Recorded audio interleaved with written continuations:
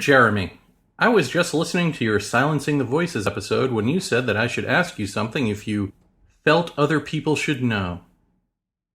Well, I feel there's something people should know. Because of that, you have my permission to read it out and respond to it and use my name. I wouldn't be doing a very good job of letting other people know it if I didn't give you permission. When I was 5, I had a shadow people encounter. I woke up to find them looking over me in my bed. When I tried to run through them to the bedroom light, one of them grabbed me and I think he flew up in the air and hit his head on the ceiling because I heard a bump. He screeched as he did that. He then screeched as he lowered me down. I ran to the light, turned it on, and when I did, they were gone. After this, I was terrified of being in that room alone in the dark. When my cousins visited and shared my room, I wasn't scared. When I went away and slept in the dark in the other bedrooms, I wasn't scared. Being in that room alone in the dark made me more terrified than I've ever felt. I slept with the light on until I was 13. When I became an adult, I had learned not to talk about it for fear of being thought mad or actually being mad. I had some experiences when I was working in a place away from my friends and stressed. I couldn't sleep around New Year 2008. I managed to relax my body, but not my mind. I heard some voice talking to me. Then I woke up, paralyzed and with a thumping noise in my ears. I managed to lift my arms up and saw a wave, like a sin wave, travel between my hands whilst pulling them together. Then it all faded away and I was back in reality. Years later, I was listening to Banal, that's Tim Banal from Banal of America, who had Jason Offutt on his show. Jason had written a book about shadow people. This was the first time I had heard something about it, and it felt like a weight had been lifted off my shoulders. The interview didn't explain what happened, but it made me feel like I wasn't alone. And also, I didn't care what it was. I don't really have a question. I just wondered if you had any ideas about it. Best wishes, Stuart. To which I reply, aloha, Stuart. Thanks, I'd be glad to talk about it on the show. Are these your only high strangeness experiences, or have there been others? And the reason I ask this is because I know the answer, because I've been doing this for years. The answer is always, well, yeah, of course I've had others. Stuart says, back to me. Many thanks, Jeremy. I had a few others. Hey, just like I predicted. When I was living alone as a teacher, I had lots of sleep paralysis and felt there was something in the room, but not a shadow person. The light was on too, but there was a dark figure there, but it didn't scare me like a shadow person. It seems that as the less stressful and lonely my life got, the less this happened. I had other intense experiences, but they're all dreams. I remember dreaming about shadow people when I was 2. Also, when I was maybe 3 or 4, I remember dreaming of waking up and going downstairs and feeling the presence of a terrifying monster in the kitchen. I didn't see much of it, but what I saw was like a pink blob. Now that I'm older, I would describe it as a Lovecraftian horror creature, but I didn't know that at the time. I had lots of nightmares about shadow people. Sometimes that ended in me falling and then waking up. I also had a lot of nightmares about waking up in my room, but the lights in my house wouldn't work, and that there was something or someone bad at the front door, but I would wake up before I opened it. These dreams have gotten less frequent as I got older. The last one I had was about 2 years ago, and the feeling was more of irritation than terror. On the night of the sin wave, I started feeling a buzzing sensation at the base of my brain, which I sometimes feel about other places. One was at some Wiccan ritual I stumbled on, and the last time I felt it was in a wood. There was also one time when I was at the pub and one of my friends asked another of my friends a question about whether they had done something earlier, and I just felt someone in my torso, and I knew what the answer was before they said it. There was no way I knew it intellectually. I also saw a UFO last year. It was a flying, slow-moving orange circle that wobbled. But when I put photos of it on a Facebook group, people said it was a Chinese lantern. That checks out, so I'm sure that was not anything paranormal. Best wishes, Stuart. And then I ask him if I can use this exchange as well, and then he gives me permission. So begins this week's episode of Paratopia. Of Our Undoing Radio. I'm sorry. Yes, this is definitely better fit for Paratopia. But Since he addressed it to Our Undoing Radio in the context of an episode of Our Undoing Radio, I shall answer it here. And because I'm answering it here and not on Paratopia, perhaps the answer will be a swerve of a different color. First, let's note that Stewart is no innocent. As often happens to be the case, in fact, almost always is the case when people write and they're like, I had this one time where this scary thing happened. Or I had this one time and then like years later, I had this other scary thing happen. But that's really it. No, it turns out not only are there other things that have happened, but like he's just stumbled into a Wiccan ritual. Nobody just stumbles into a Wiccan ritual, dude. You know that. You're having experiences in the woods.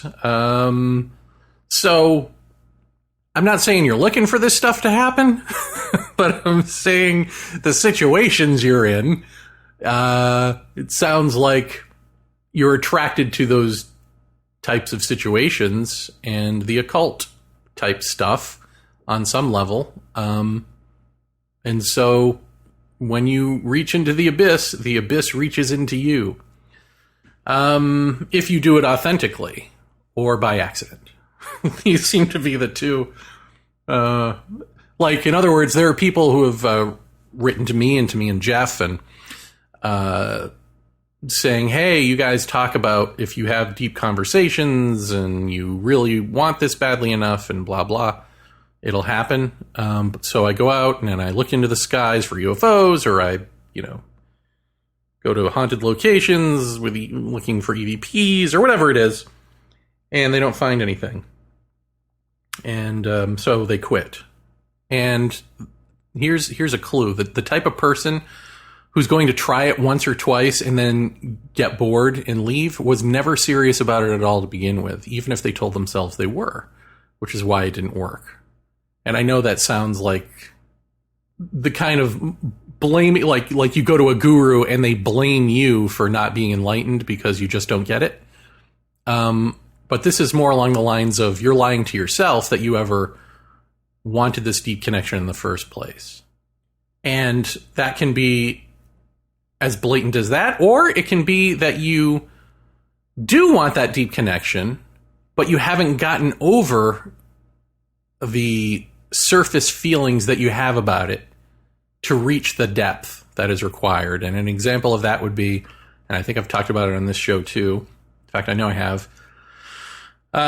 When I got that Book of Mormon in the mail when I was a kid to give to my grandmother because it was a free thing, and then they had a Give Yourself to Jesus prayer in there, and I read it a number of times and felt stupid, and all those kid feelings you feel embarrassed even though you're alone reading this thing out loud and wanting an effect. It's embarrassing. You feel guilty and stupid and embarrassed, like all these feelings that go into that.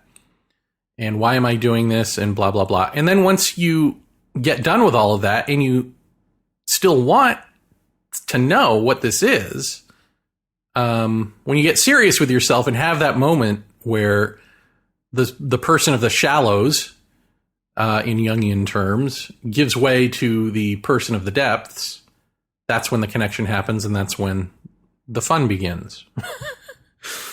So you may have some sense of I wish I had a deep connection to the paranormal, the occult, UFOs, whatever it is, mysticism. But you never get beyond approaching it with the shallow self, with the eyeballs to the sky, with, the silence of someone meditating to call them in, which isn't silence at all. All of that stuff. I think that's pretty clear, right? Therefore, you never make a connection. And again, either you never really wanted one to begin with, or you just didn't use the correct tools, which is the person of the depths. But as Stewart here shows us, be careful what you wish for, because sometimes you reach into the underworld. Your invisible hand goes into the underworld, and like a great fish hook, you reel in shadow people or something. Incidentally, I should add, this is why professional skeptics / debunkers tend not to have paranormal experiences is because the thing that they're cut off from, this is that, you hear psychics say this a lot, and then whatever you feel about hearing a psychic say it may sound like an excuse to say, like, well, you won't make contact with the dead with a skeptic in the room because they're like cutting off the energy or breaking the flow or whatever. Well, no. What they're really doing is they're not engaging the person of the depths because they don't believe in depth. Right? And, famously, Michael Shermer, who is an arch debunker, had a paranormal encounter when he was getting married, which I think involved his wife's or soon-to-be wife's, I can't remember, deceased father turning on a radio in a meaningful way that was like sitting in a desk. It was like something that he couldn't deny. And of course he said it publicly, and then everybody in his circle of fandom crapped on him because he had trained them to not believe in anything while pretending to be open to everything. And of course that was a lie, right? That's not what a debunker is. So he broke the cardinal rule of having an authentic, unknowable or unknown experience and talking about it to his fan base, and got a lot of flack for it. But look how that happened. He wasn't like going to a haunted house. He wasn't on a TV show pretending to be interested in anything a believer has to say. For the sake of science, right? He was having an, as George Hansen would point out, anti-structural moment, right? The big life upheaval, getting married, in a good way, presumably. They don't all have to be bad things. It could be a change of a job to a better job. Whatever it is that switches your life around and makes room, and I would argue, essentially breaks up the surface, shallow sense of self that is the one who is ensconced in and formed by routine.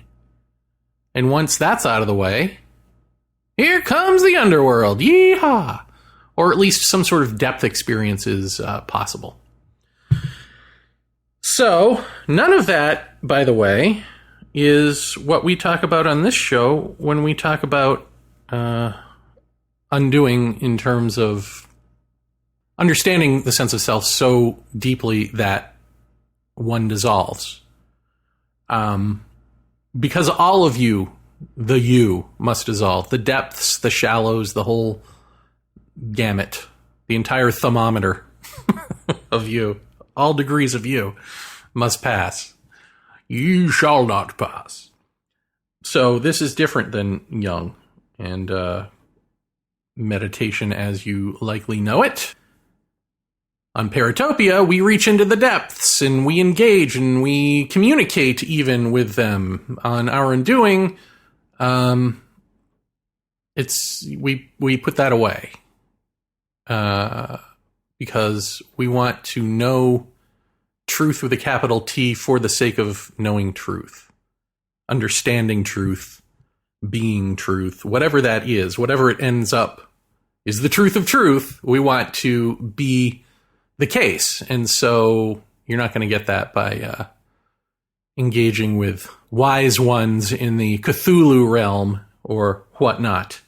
But I will say, as far as like shadow people go and all of that, the only experience I even have that I can relate to that was when I did shrooms that one time, and then at some point during the night, or early morning, I guess I should say, because this thing lasted forever, this damn mushroom trip.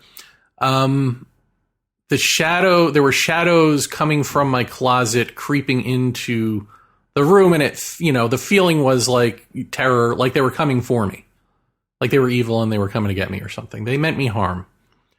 And so naturally I got up and left the room because that's what you do.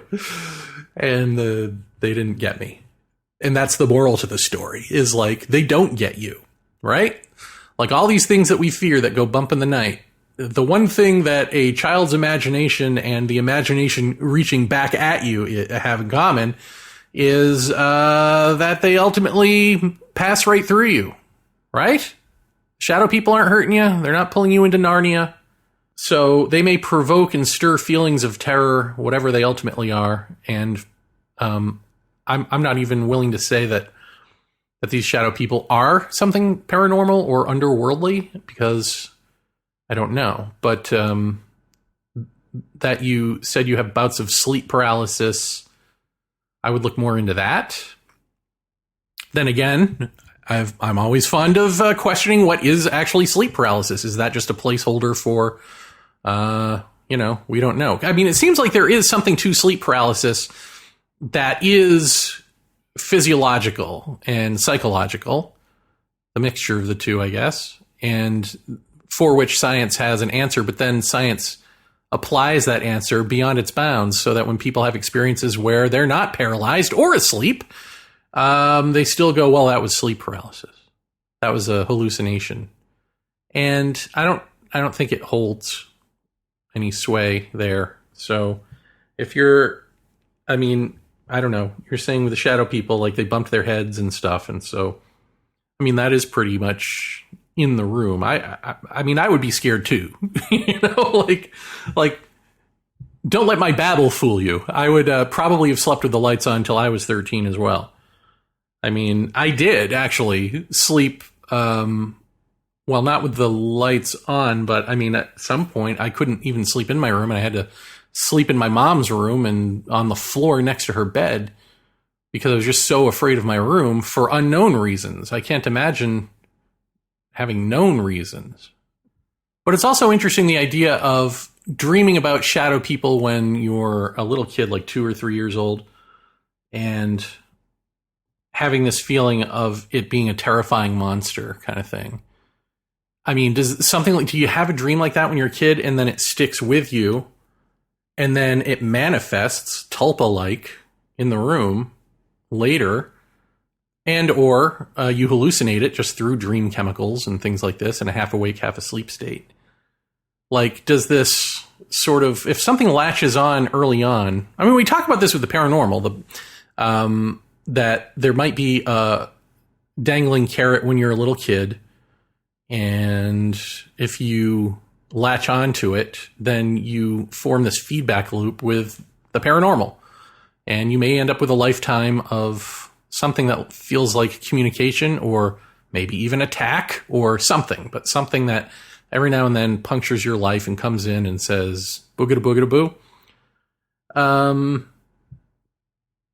Is it also possible, though, that you have a dream, you have a nightmare when you're a kid, you have recurring nightmare when you're a kid, and then that goes away, but it stays with you unconsciously and then manifests later through, like I say, either a hallucination or even just through an obsessive fear of the dark, let's say, whatever it is. These are all possible, of course. What's most probable? Since we don't know, I guess it's whatever makes most sense to you, right? Let's go with that.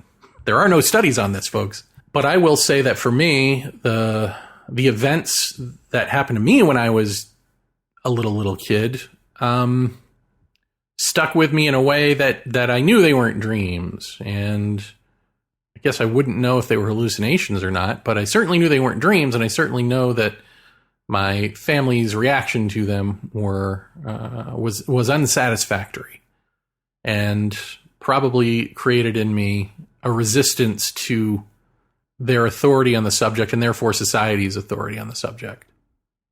And so I was open to the underworld in that way, I suppose. Whereas I had recurring nightmares about like being chased through the woods by a bear when I was a little kid, and that didn't mean that when I was 13 or 14, suddenly I manifested a bear in my room through hallucinations and fear of the dark or whatever.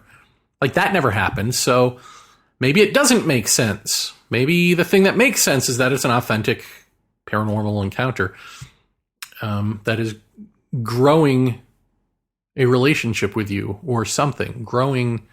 I don't like to say too much about that because, everyone's got their interpretive spin. Is it growing a relationship with you? Is it finding a way to manifest here because it needs to be in this world? we've heard all the horror tales and sci-fi tales and psychic explanations. And at the end of the day, we don't know. But again, what we do know is that they don't seem to be able to really hurt you in any way. The terror is real, but the repercussions don't appear to be. The thing that we're terrified of appears to not be a factor. It's misplaced, or it's, some sort of body allergy or something to whatever this is manifesting. Or psychic allergy. I mean, maybe it's such an affront to the shallow self, to the surface self, that we spent our whole lives building up and engaging the world with, and then this comes and just shatters that in one fell swoop. Maybe it is the fear of the depth of ourselves, because we're not used to sitting with that person, and we certainly don't engage the world with that person. Some introverts might, right? Oh, you know what? I should also, before I forget, just address the fact that Stuart says that he saw a UFO, and that some friends said it was probably a Chinese lantern. He looked into it, and it checks out that probably is what it is. I mean, that's a great example of how Stuart would be someone you could trust to have some discernment with this. So if Stuart's saying that, I know the difference between a dream, here are the dreams that I had, and an experience that seemingly is in the room, it's a lot easier to take him at his word when he has a record of having been able to discern other things and not just gone with what he wanted it to be, or the more fantastical option, I guess I should say. Because people always say in these fields, on the New Agey side, we shouldn't have any judgments, which is code for we shouldn't have discernment. And what they mean is that they want me, usually, as the host of a show, to put just as much stock into their delusional experiences as someone who seems to be having authentic experiences, because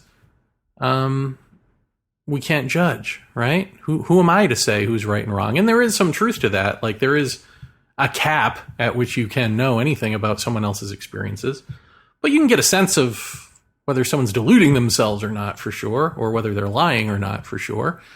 And that is important, because to not have that discernment, especially within yourself, is to keep everything at the shallow surface level.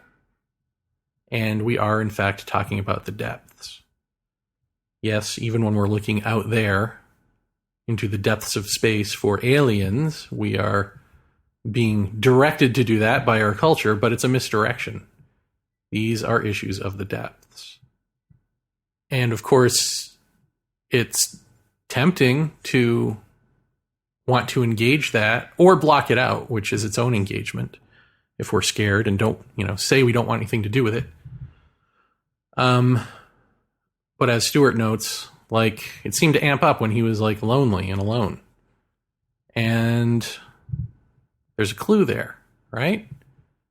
There's a clue about being occupied in life with routine, or even feeling okay about yourself. Not even necessarily good, but just okay. What is it when you feel depressed, when you feel bad, you become self-absorbed. You may not feel self-absorbed. In fact, you may hate self-absorbed people. Because we're not talking about that type of outward narcissism. We're talking about the self-absorption of a teenager who's just, self-involved with their own feelings. And when you're self-involved with your own feelings, that is a way of internalizing, which is kind of like the kissing cousin of the depths. It's like you're I don't know, you're sitting around listening to your Morrissey and your Doors albums and wondering why you and not the rest of the world about, fill in the blank. This is just what teenagers do, folks. And some of those teenagers are well into their 40s, 50s, and 60s. Now, just for clarity's sake, when we talk about the depths, or when I talk about the depths, we're not just, or I'm not just, I'll stop doing that now, talking about your own personal baggage. We're also obviously talking about collective baggage. And also what I've been calling the underworld, but that's just for lack of a better term. I just kind of like that word, but someone from a Eastern religious-y sort of background might call it the subtle realm. In fact, the realm of subtlety is so subtle that no one ever really defines what that is. I mean, recently I've been getting into reading up about the subtle realm and watching YouTube videos and trying to figure out exactly what it is that's being said here. And it sounds like the same thing that we talk about here and on Paratopia in terms of there being this hidden ecology or this,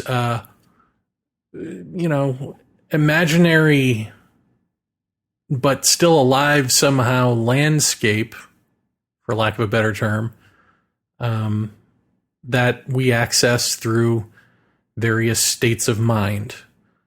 And it can include things as talkative as gods and aliens, or as fanciful as unicorns. All manner of spirit stuff or psychic stuff seems to be the subtle realm, including what you might find on a mushroom or an ayahuasca journey. So subtle realm seems to be a pre-existing all of the above term that is maybe better to use than underworld, which carries with it, well, the connotation of the vampire versus werewolf movie Underworld, but also, before that, the Greeks. So, okay, fine. If we change it to subtle realm phenomena, which also, by the way, includes, according to Ken Wilber anyway, integral philosopher Ken Wilber, includes things such as fanciful patterns, mandalas, that spontaneously arise visionarily in one who is even between certain stages of sleep or dream and sleep. I don't know what the beta, theta, data, creta, treta, Joe's brainwave activity is, whatever that is. Somewhere in there you may end up seeing mandalas, or you may see a bunch of faces. The mandalas thing, I mean, I saw that was like an initial phase of the mushroom trip, both when I did the megadose and when I did the couple of caps. When I did the couple of caps, all I saw was sort of flashing purplish or violetish imagery, mandalas and symbols and things like that. I never got beyond that. There does seem to be like there's that, and then you break through that, as if going through a wormhole into another whole other place. It's the feeling of that anyway. And this is probably just breaking through to yet another state of mind or stage of being that we visit as a state of mind. But the seeing faces, that's something that happens a lot with me. In fact, it happened last night. As I'm trying to fall asleep, I'll just see in my mind's eye a bunch of flashing faces or morphing faces that just sort of bleed into each other. And they seem to have no relevance or anything. They just kind of do that.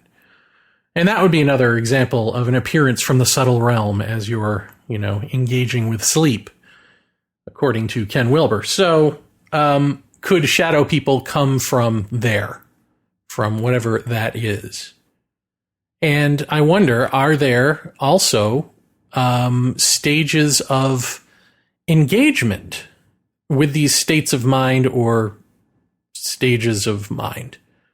In other words, like when I see the symbols and the mandalas and stuff on the mushroom trip, that's just something I'm seeing in my mind's eye. When I close my eyes, there it is. However, when you break on through to the other side, man, you break on through to not just visionary stuff with your eyes closed, but in the room with you. The room comes alive, and it's not just visual, it's auditory. Lots of stuff plays out, right?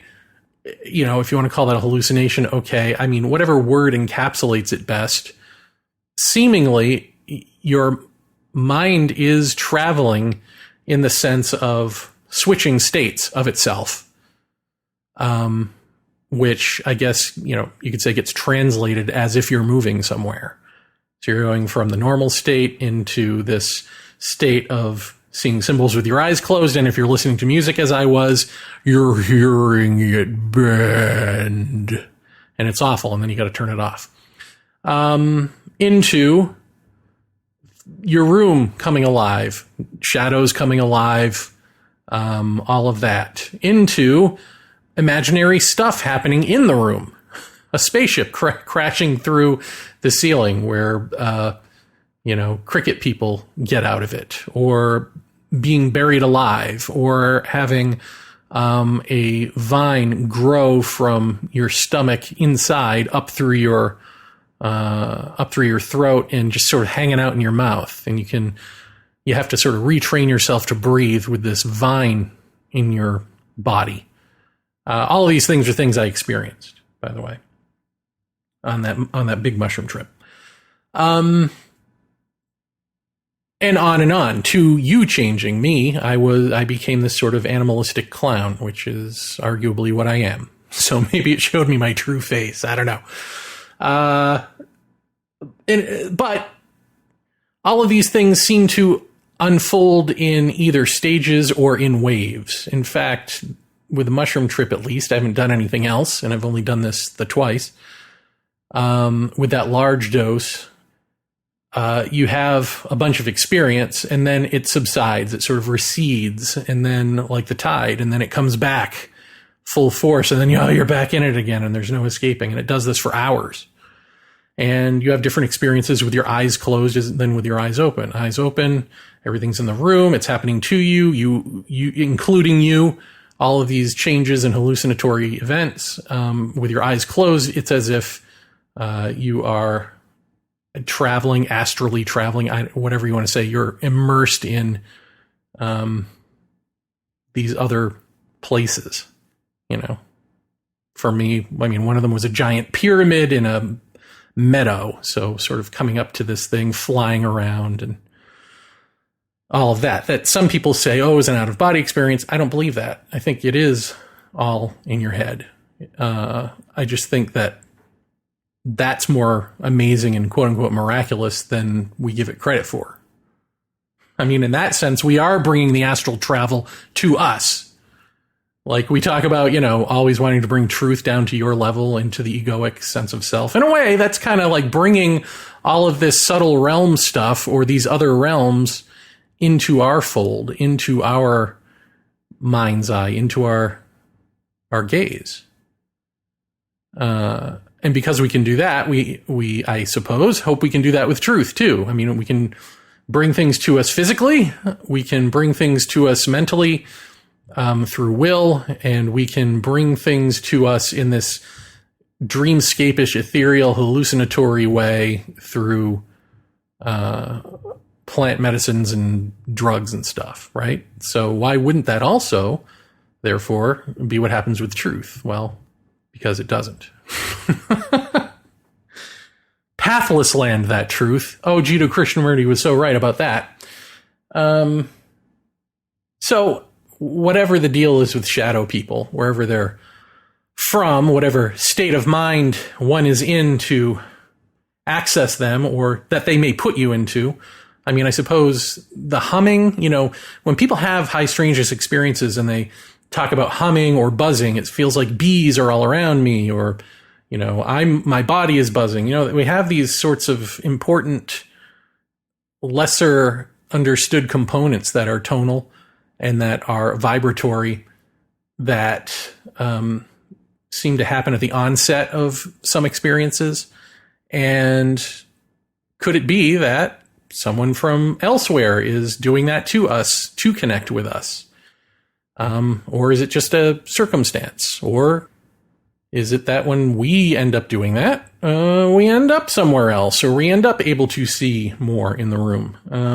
We just don't know the answers to all these things, but the thing that we do know, once again, I go back to, the terror is a disembodied terror. Nothing punches you in the face, even if it lands in the room.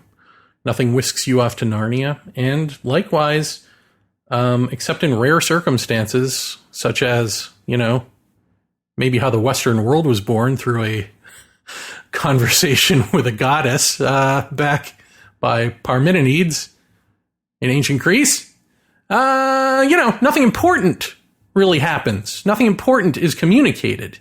It may feel important at the time. It may feel as though you're being given the keys to the universe, but then what happens with that download, man? I was downloaded. Well, you either completely forget it, or you remember it and you say it out loud and it sounds stupid, or trite.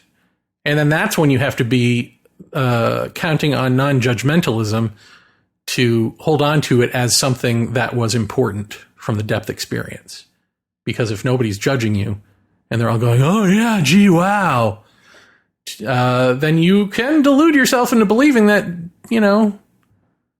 when you were told to not take any wooden nickels by a ghost in a netherland, that was really good information. That was really something you couldn't have come up with on your own. But really, this doesn't happen a lot, right? I mean, mostly what happens is stuff that is about your own personal baggage, things given to you to work on. A mirror is held up to you to reflect you at you. And heightened feelings of love or terror or, acceptance or rejection. These heightened senses, these heightened emotions.